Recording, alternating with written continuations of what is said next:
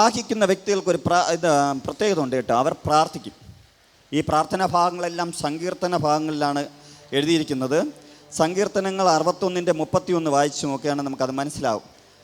63:1 സങ്കീർത്തനങ്ങൾ 63:1-2 ഇങ്ങനെ പറയുന്നു: ദൈവമേ, നീ എൻ്റെ ദൈവം, അതികാലത്ത് ഞാൻ നിന്നെ അന്വേഷിക്കും. വെള്ളമില്ലാതെ ഉണങ്ങി വരേണ്ട ദേശത്ത് എൻ്റെ ഉള്ളം നിനക്കായി ദാഹിക്കുന്നു, എൻ്റെ ദേഹം നിനക്കായി കാംക്ഷിക്കുന്നു. ഒരു സങ്കീർത്തന പ്രബോധനത്തിനകത്ത് സങ്കീർത്തന പ്രമാണിയായ ദൈവത്തിന് വേണ്ടി സങ്കീർത്തനം രചിച്ച വ്യക്തി ദാഹിക്കുന്ന ദാഹത്തെക്കുറിച്ചാണ് എഴുതിയിരിക്കുന്നത്. നിൻ്റെ ഉള്ളിൽ ഒരു ദാഹമുണ്ടെങ്കിൽ, ആത്മദാഹമുണ്ടെങ്കിൽ, നീ ദൈവസന്നിധിയിൽ മുഴങ്കാൽ മടക്കും. Hallelujah, hallelujah. നീ ദൈവത്തോട് യാചിച്ചു തുടങ്ങും. എങ്ങനെ യാചിക്കും? ദൈവമേ, നീ എൻ്റെ ദൈവം, അതികാലത്തെ ഞാൻ നിന്നെ അന്വേഷിക്കും. വെള്ളമില്ലാതെ ഉണങ്ങി വരേണ്ട ദേശത്ത് എൻ്റെ ഉള്ളം നിനക്കായി ദാഹിക്കുന്നു, എൻ്റെ ദേഹം നിനക്കായി കാംക്ഷിക്കുന്നു. ഹല്ലേലൂയ.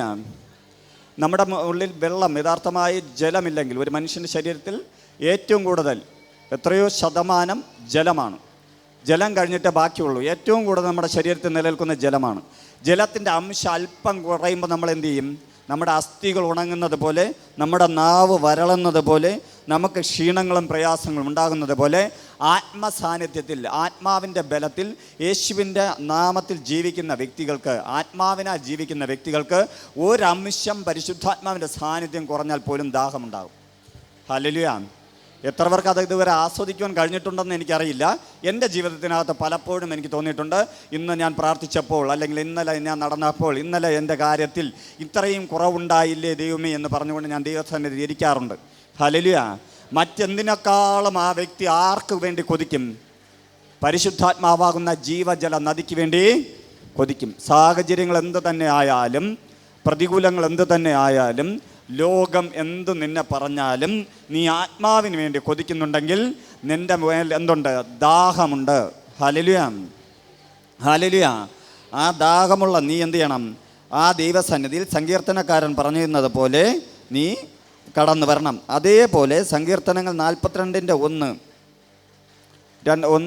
ഒന്നാം വാക്യവും 2-ാം വാക്യവും ഇതിനകത്ത് ഇങ്ങനെ പറയുന്നു: മാൻ നീർത്തോടുകളിലേക്ക് ചെല്ലുവാൻ കാംക്ഷിക്കുന്നത് പോലെ ദൈവമേ, എൻ്റെ ആത്മാവ് നിന്നോട് ചേരുവാൻ കാംക്ഷിക്കുന്നു. 2-ാം വാക്യം പറയുന്നു: എൻ്റെ ആത്മാവ് ദൈവത്തിനായി, ജീവനുള്ള ദൈവത്തിനായി തന്നെ ദാഹിക്കുന്നു. ഞാൻ എപ്പോൾ ദൈവസന്നിധിയിൽ ചെല്ലുവാനിടയാകും. ഒരു ദൈവഭക്തൻ്റെ ഏറ്റവും ആഗ്രഹം ഈ ലോകത്തിൽ അവൻ ജീവിക്കുന്നതിനേക്കാൾ എവിടെ എത്തണം? നിത്യരാജ്യത്തിൽ യേശുവിനെ മുഖാമുഖം കാണണമെന്നായിരിക്കും. ഹല്ലേലൂയ.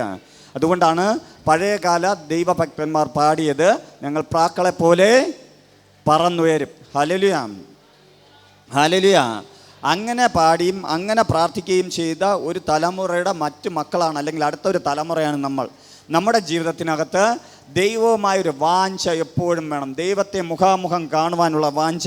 ഇതിനകത്ത് സങ്കീർത്തനക്കാരൻ പറഞ്ഞു: മാൻ നീർത്തോടുകളിലേക്ക് ചെല്ലുവാൻ കാംക്ഷിക്കുന്നത് പോലെ ദൈവമേ, എൻ്റെ ആത്മാവ് നിന്നോട് ചേരുവാൻ കാംക്ഷിക്കുന്നു. ദൈവത്തിൻ്റെ ആത്മാവിനോട് ചേരുവാൻ നമ്മുടെ ആത്മാവ് കാംക്ഷിക്കണം. Hallelujah, hallelujah. അതേപോലെ തന്നെയാണ് വേഴാമ്പൽ എന്ത് ചെയ്യുന്നത്? മഴയ്ക്ക് വേണ്ടി കാംക്ഷിക്കുന്നത്. വേഴാമ്പലിന് എപ്പോഴും മഴയുടെ ആവശ്യം വരുന്ന സമയത്തും വേഴാമ്പൽ കരയുമെന്നാണ് പറയുന്നത്. വേഴാമ്പൽ മഴയ്ക്ക് വേണ്ടി കാംക്ഷിക്കുന്നത് പോലെയും നമ്മൾ എന്ത് ചെയ്യണം? ദൈവത്തിൻ്റെ ആത്മാവിന് വേണ്ടി ആഗ്രഹിക്കണം, കാംക്ഷിക്കണം. ഹല്ലേലൂയ.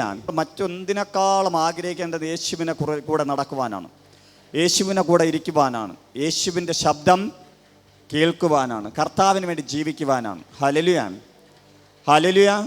ഈ ജഡത്തിൻ്റെ ആഗ്രഹങ്ങളും മോഹങ്ങളൊക്കെ നമ്മളെ പിന്തുടരുന്ന 70 അല്ലെങ്കിൽ 80 വയസ്സ് വരെ എന്ന് തിരുവചനം പഠിപ്പിക്കുന്നു. നമ്മുടെ ഈ ലോകം വരെ എന്ത് ചെയ്യൂ? നമ്മുടെ ജഡവും നമ്മുടെ മോഹങ്ങളും നമ്മുടെ ആഗ്രഹങ്ങളും നടക്കുകയുള്ളൂ. അത് കഴിഞ്ഞിട്ട് നിത്യത എന്ന് പറയുന്ന ഒരു കാര്യത്തിലേക്ക് പോകണമെങ്കിൽ നമ്മുടെ മേൽ ആര് വേണം? പരിശുദ്ധാത്മാവ് വേണം.